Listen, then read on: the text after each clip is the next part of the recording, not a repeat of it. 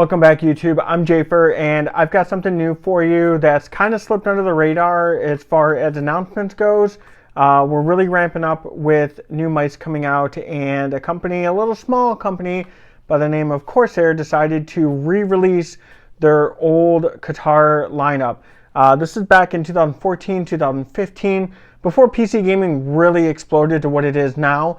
And they went ahead and relaunched the Katar Pro wired and wireless, and today we're going to go ahead and take a look at this wireless and just see how Corsair seems to be still a little confused on what is competitive and lightweight.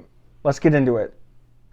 Alright folks, when you crack open your Katar Pro wireless, you're going to get your usual pamphlets of information regarding your warranty, safety, and instructions, whether you want to do all your adjustments manually or with the Corsair IQ software. Then you're also going to get your Slipstream 2.4 gigahertz receiver. This has wireless RF as well as 4.2 Bluetooth. So whether you're using this for work or for gaming, you have some nice options here, as not only do you have different ways to send and receive the signal, but it also has different settings to conserve the battery life. The battery on this with the standard AA Corsair is claiming is 135 hours, which is really nice. However, the problem with a AA battery is that it's kind of antiquated and heavy, because when you throw this in, you're looking at 96 grams. So as someone who had the G305 for such a long time, I still have AAA batteries with the AA cartridge, which I'll leave a link at the bottom from Amazon. This will bring the weight down from 96 to 88 grams. So much more reasonable when it's in that 80s. I know a lot of people nowadays think that it needs to be sub 50 grams for it to be even a worthwhile mouse, which is kind of obnoxious, but that's neither here nor there, as with this wireless mouse itself, it is very, very basic. There is no RGB. It doesn't have that gamery feel, and that's actually what I love about this, because Corsair is known for just pumping out these Terminator robotic looking mice that are very gaudy looking and unappealing, and they don't have really good specs. And Corsair kind of did this half right. They got rid of all that, but spec wise, this isn't all that great either. But we have to keep in mind the whole time while we're doing this video that it's only $40, Jafer, because this is going to have your standard Teflon, the PixArt 3325 sensor, which is about as old as the original Katar that was released in 2015. So they're not taking great pride in putting a great sensor there. The actual switches, I have no idea what they are. I've looked them up. They're not in any instruction manual. That goes for the side, the scroll, and mouse 1 and 2. So if they're not using it as a selling point, then folks, that tells you right there that they're not great switches. There is a lot of post-travel on these as well. But again, $40, folks. Let's go ahead and give you a sound test on these right now.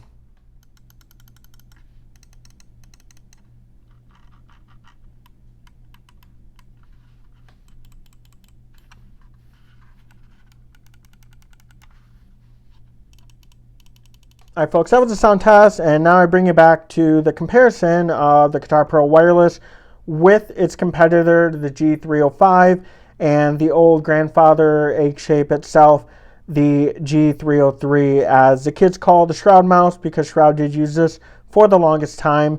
The reason why I bring this one out of its dusty box is really because while it is competing with the G305 at its core, it being a wireless egg shape, I almost feel like the back end resembles more the G305 than it does the G303 than it does the G305. And I like that. This is a really comfortable grip. This is really for those who have claw, relaxed claw, or fingertip though. If you have palm, I would turn this video off right now, because this is not a mouse for you. It measures at 116 millimeters long, just shy of 64 millimeters at the grip, and then 38 millimeters tall, which is really a good sweet spot. The S2 in the recently reviewed Zgen MPO1 is at 39 millimeters high. So I think that's a perfect size for the curvature hump on the mouse itself.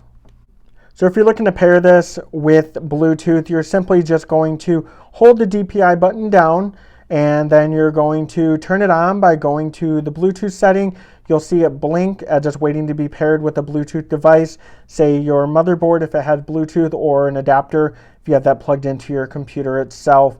I don't know if it works with the console. To spare you any questions in the comments early on, I'm not sure if it does.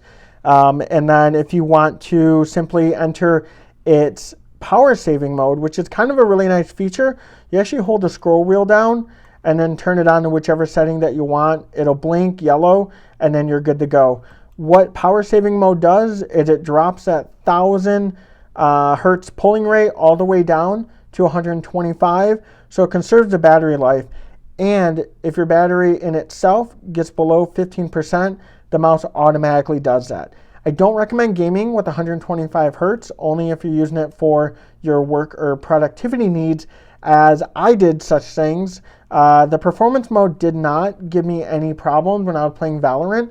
However, when I went to the power saving mode, while I use this on my work computer, that's when I ran into problems. I actually saw where the sensor was jumping, and you'll see the cursor just kind of not work with you when you're clicking on, fields that you need to input, or your drop-down menus, things like that. So things where you really need to be productive, you can't, because you're actually fighting with the mouse itself when it goes into that performance saving mode, or power saving mode, I should say. So yeah, really disappointed in that, because I figured I could salvage this mouse and use it for work, and I can't really do that either. So to really wrap things up, I would wait on the Katar Pro Wired. That is a mouse that Corsair hasn't even officially announced, but their YouTube channel accidentally posted the video. And I'll leave a link in the description below. That's only 69 grams. It has a better sensor as well. It does look like it has a rubber cable. No price was given in the video. It's only 39 seconds long. So definitely give it a watch, as I'm assuming it's probably going to be around the same price.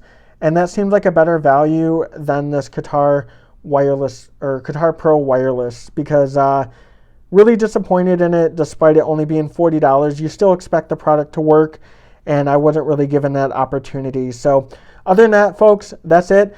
Leave a comment below if you're telling me, Jafer, you are out of your mind, Corsair mice are awesome, and here's why. Or if you are in agreement with me and you think that they need to really reevaluate their portfolio of mice, because they do an excellent job with every other one of their products, whether it be internal PC components, keyboards, or even working through the shuffle of purchasing Elgato and Scuff. It just seems like their actual product development of gaming mice is lackluster, and hopefully we see a turnaround on that soon. Other than that, I appreciate the time you spent with me today. You take care of yourself and stay safe out there. Bye now.